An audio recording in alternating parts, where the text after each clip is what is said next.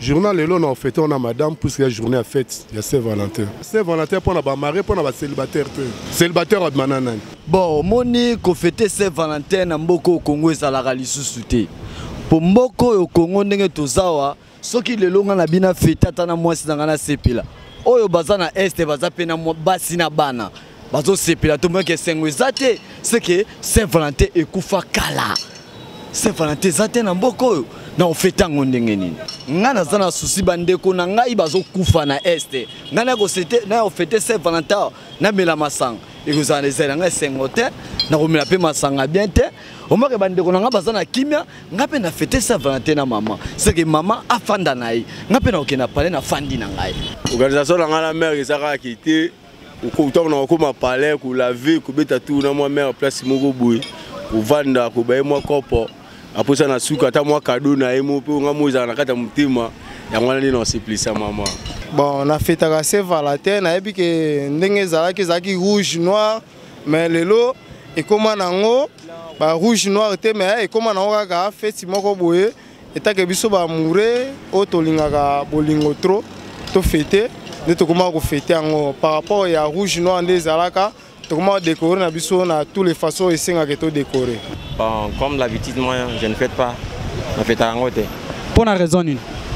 Bon, souvent on a pas soubassement en ngote. Et ça basé à quoi? C'est pourquoi on célèbre ça pourquoi? Lorsqu'on a baraté on a fête à ngote. Ming ba ebisanga ils apona ba amoureuse. On a baraté ba amoureuse. Il y a quatre libala, to ba amoureuse ya fiançailles, soit relation.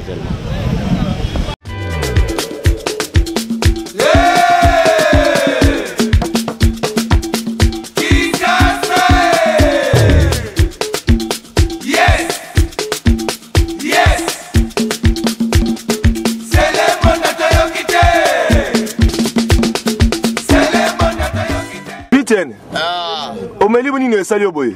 Ah na meli zododo. Omeli zododo putain.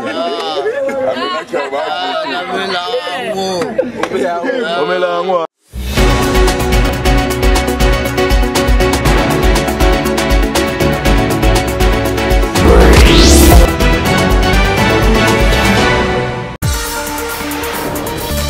Mercredi 14 février 2024, Madame, Messieurs, bonsoir et bienvenue à la grande session d'actualité sur votre chaîne. À la une de l'actualité, justement, le président du Burundi, Evariste Ndayishimiye, séjourne depuis hier dans la soirée à Kinshasa en mission d'évaluation de l'accord cadre d'Addis Abeba. Il a été reçu par son homologue et président de l'RDC, Félix-Antoine Tshisekedi Tshilombo. Et pour clarifier les ondes d'ombre et dissiper les malentendus sur ce qui se passe à l'est de la RDC et des manifestations anti-occidentaux observées récemment à Kinshasa, le vice-premier ministre, ministre de l'Intérieur, a tenu un briefing presse avec son collègue de la communication.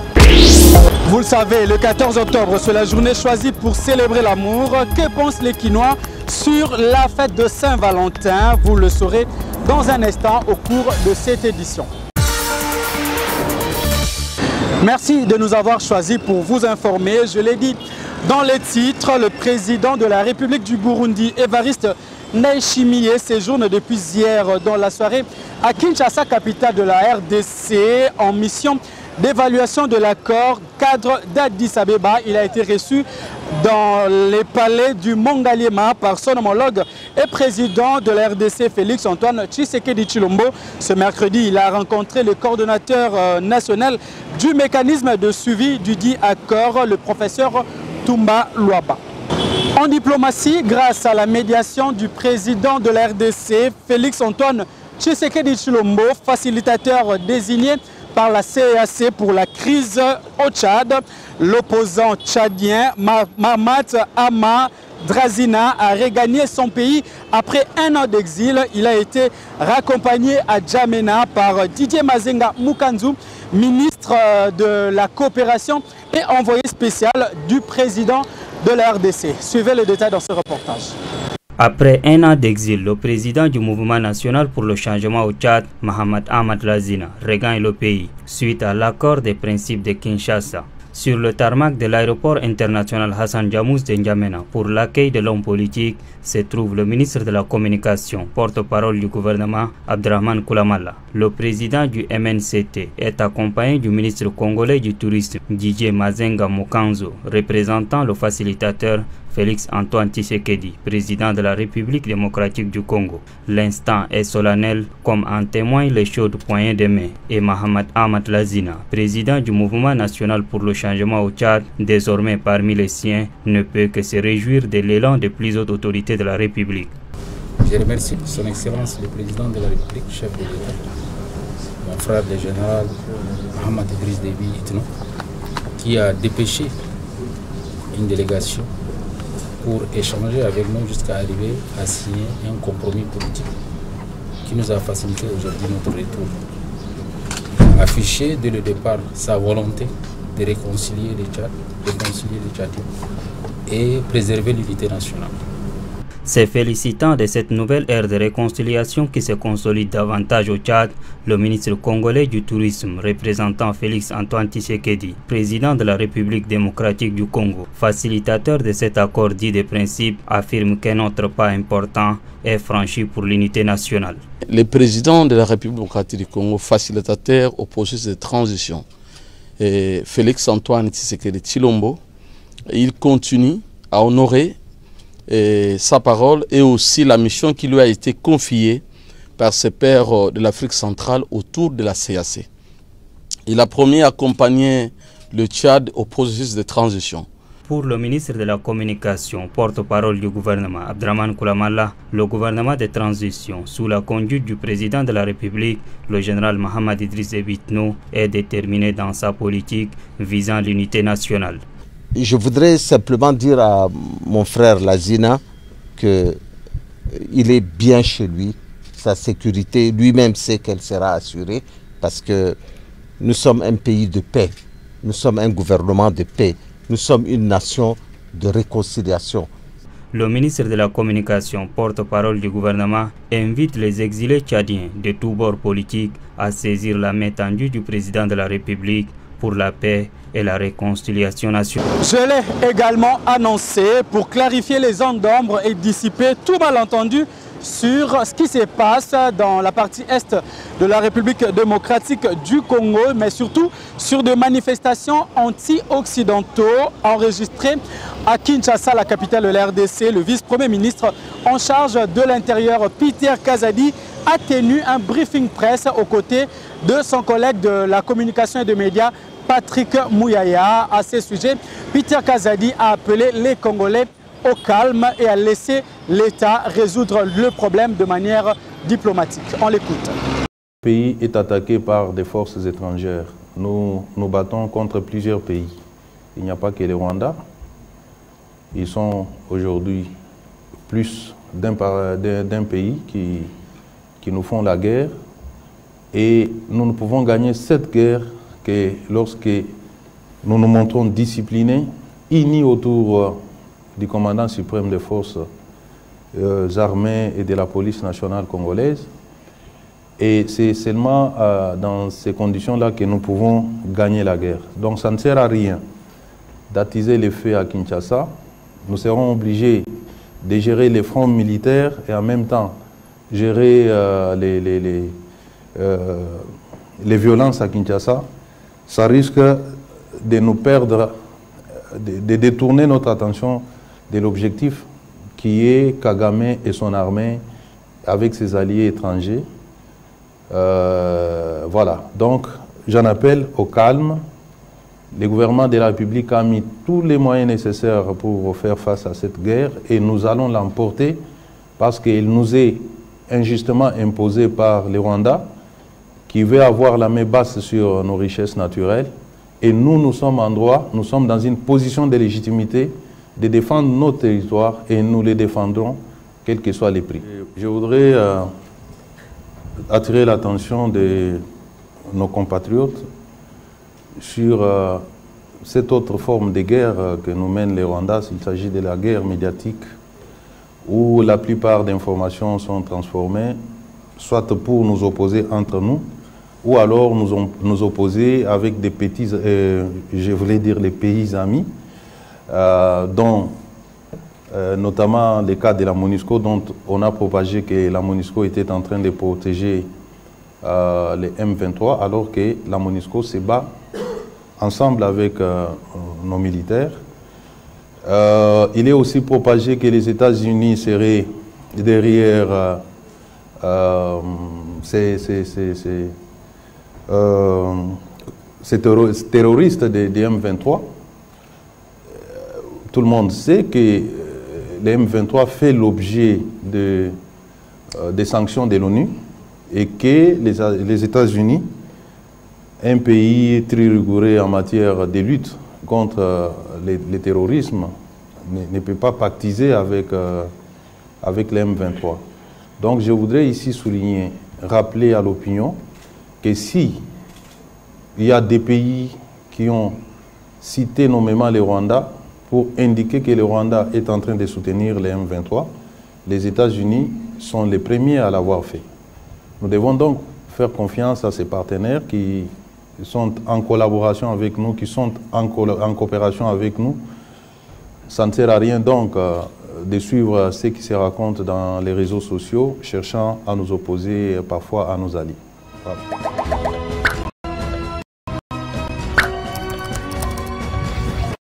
Et avant cela, le patron de l'Intérieur, Peter Kazadi, a eu des échanges avec Madame l'ambassadeur des États-Unis d'Amérique pour faire le point sur des manifestations enregistrées ces derniers jours.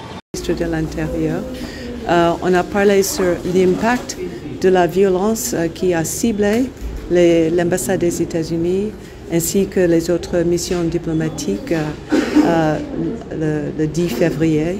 Et nous avons parlé de l'impact sur nos opérations au quotidien. Je me suis félicitée des mesures qui ont été mises en place et Monsieur le ministre m'a expliqué quelles sont les mesures qui dorénavant vont être en place pour assurer la sécurité des missions diplomatiques et le personnel diplomatique. Nous attendons de reprendre toutes nos activités qui sont bénéfiques pour la population, mais aussi qui va renforcer nos relations avec le gouvernement. Et nous espérons que nous pouvons le faire dans la paix et la sérénité, sachant que ce que nous faisons, c'est en partenariat avec le gouvernement et la population de la RDC. Les États-Unis ont été le tout premier pays de dénoncer l'agression rwandaise dans l'est de la RDC. Nous continuons à travailler avec tous les acteurs pour chercher une solution diplomatique qui va permettre la paix à revenir dans l'est de la RDC et la population à revenir chez eux.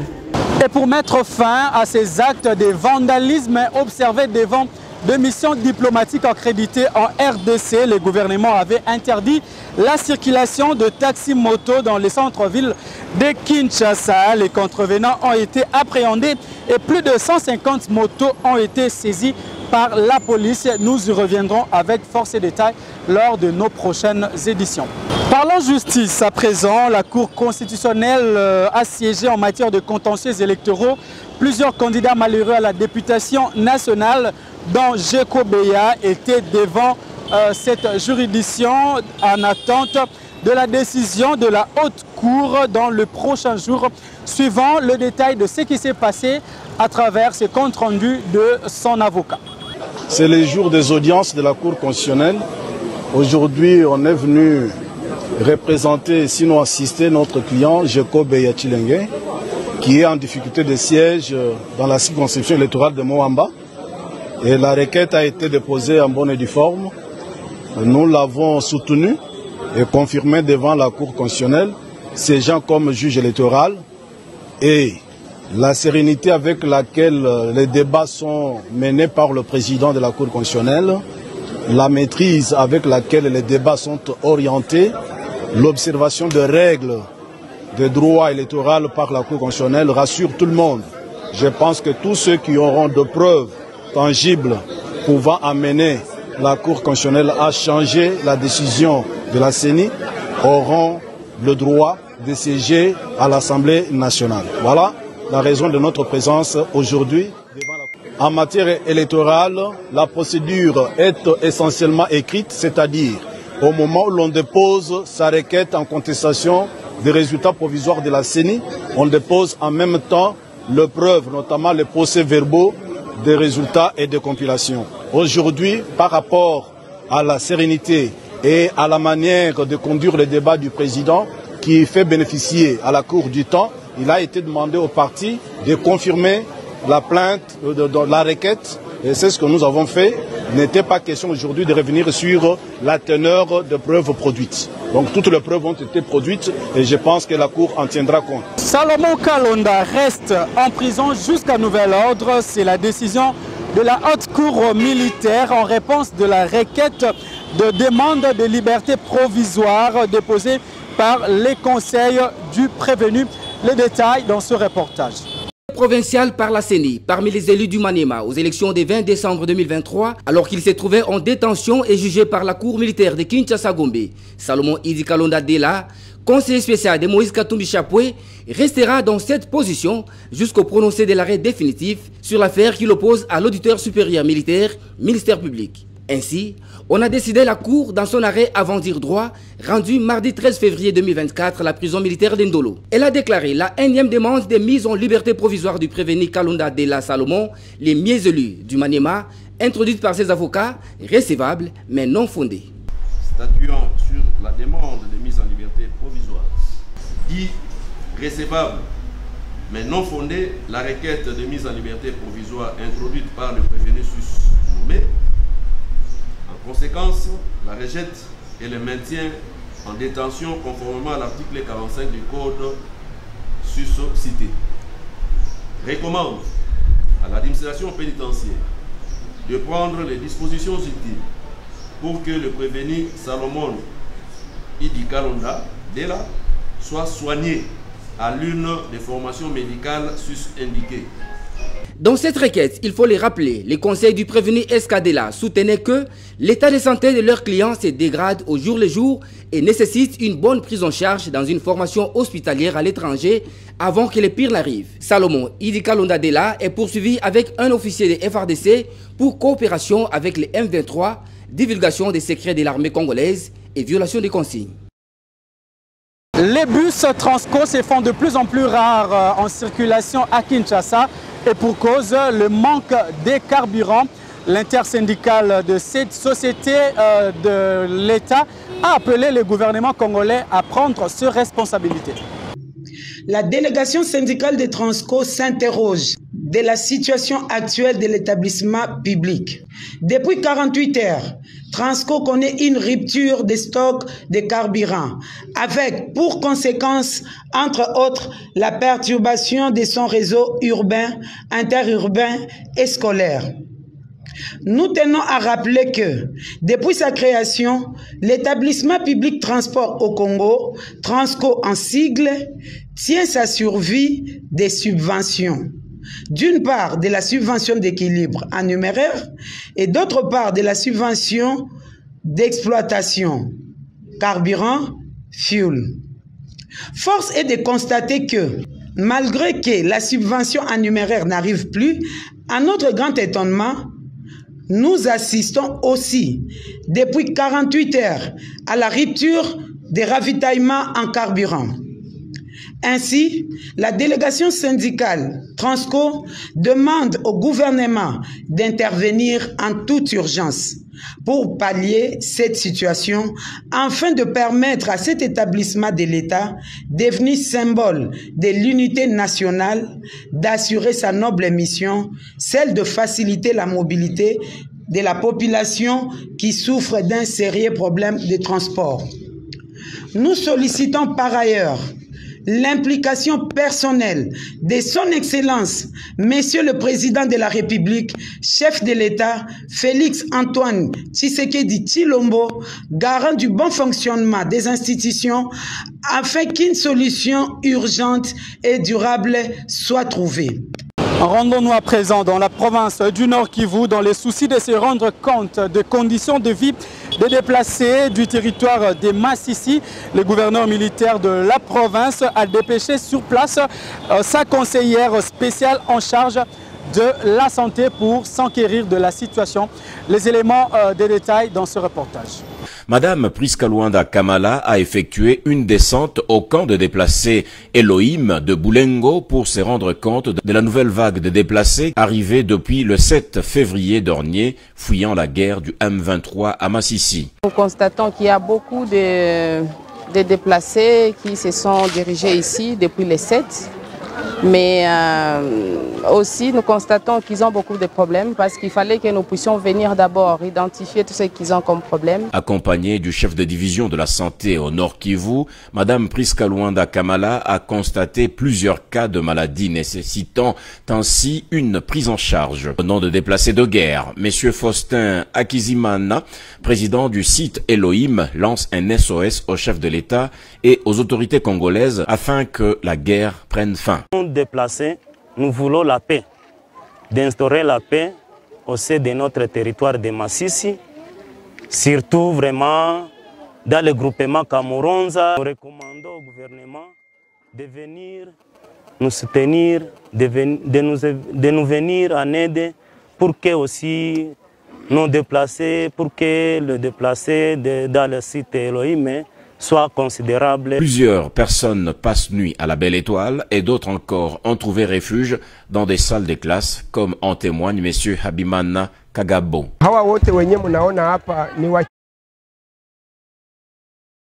Habimana Kagabo. Hawa wote wenye mnaona hapa ni wakimbizi ambao wamekimbia tangu siku ya 3 kutoka Sake na kando kando.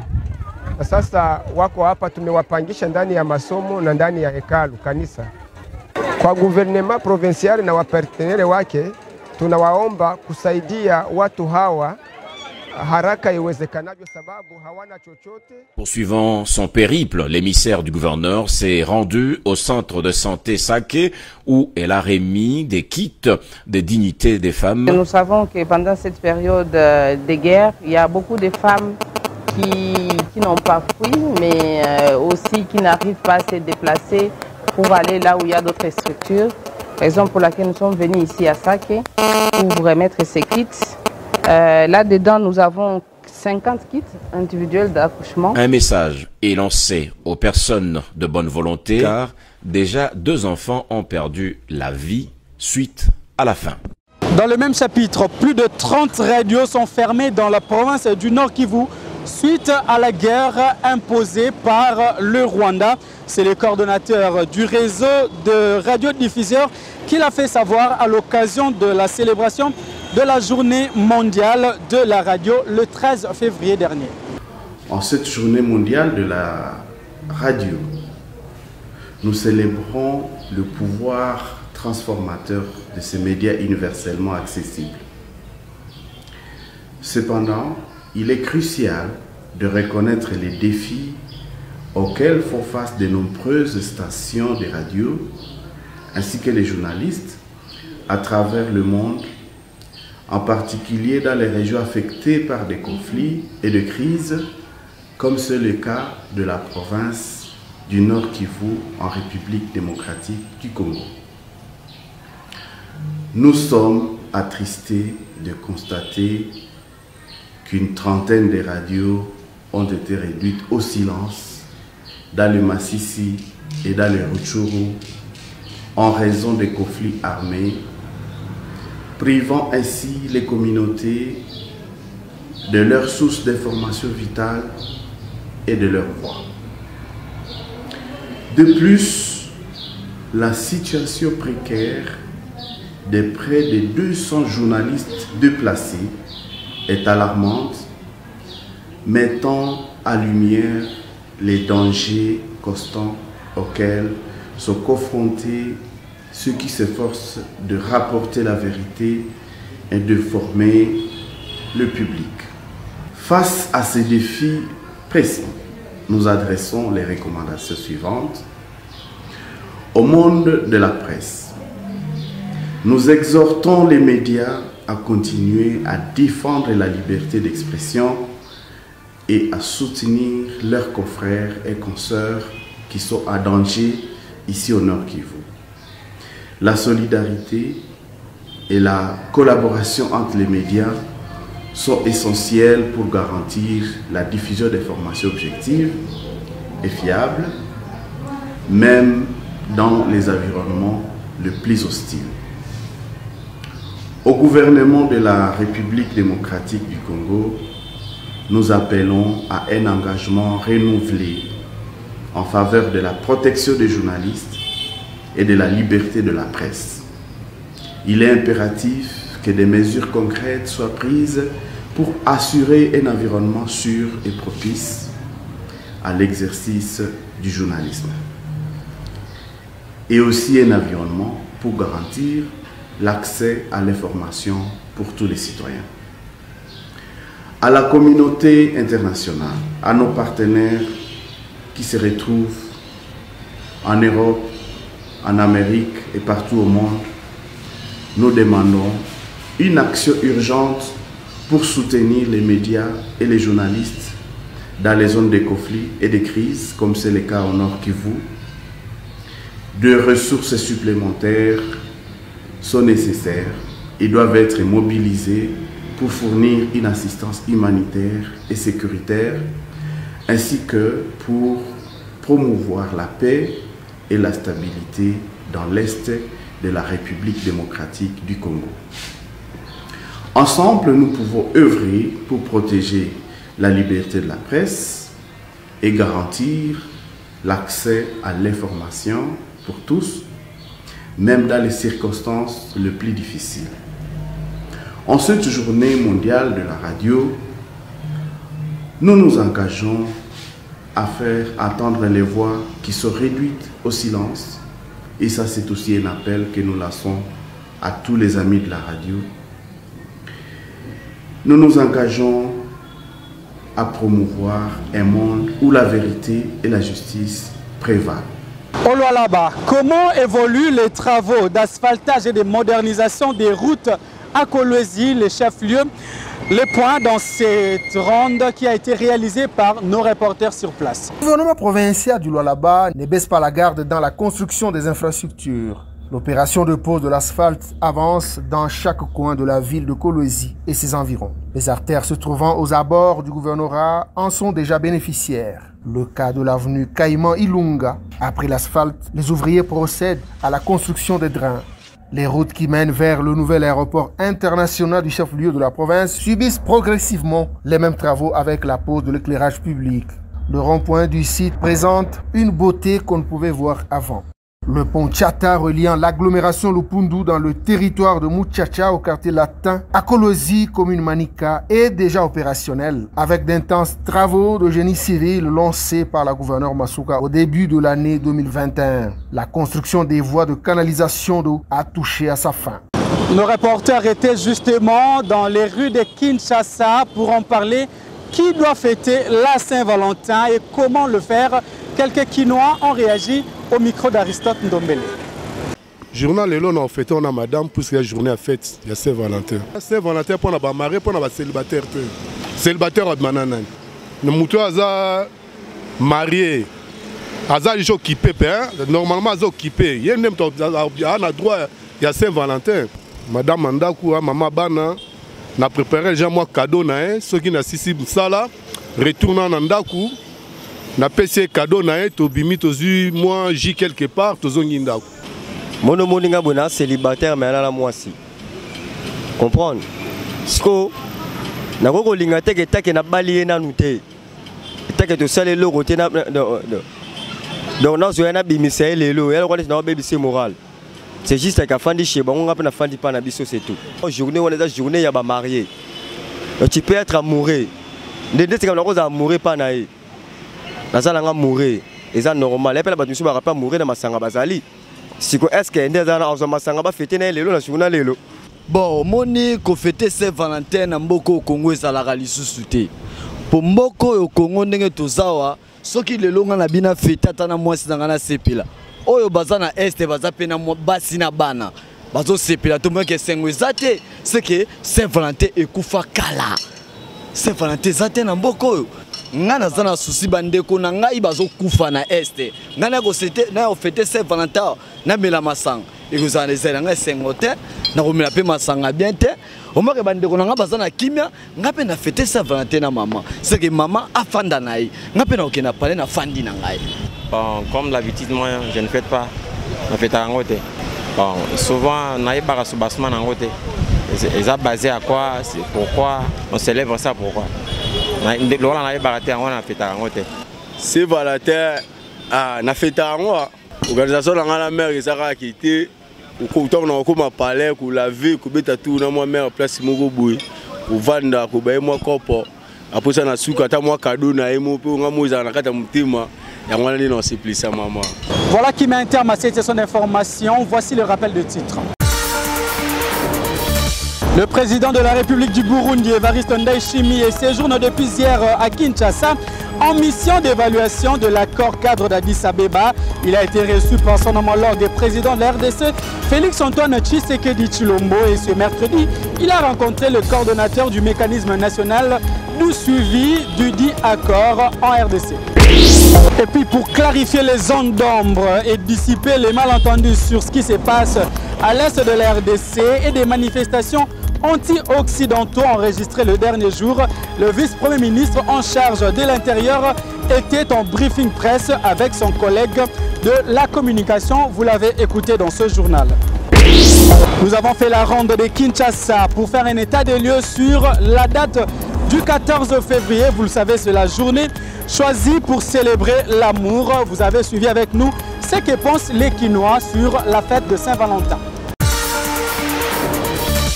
Voilà tout pour ce soir. Merci à vous tous de nous avoir suivis. Nous dédions cette édition à tous les amoureux de la RDC et ceux du monde entier, particulièrement à Richard Mayassi depuis la Grande-Bretagne. À très vite.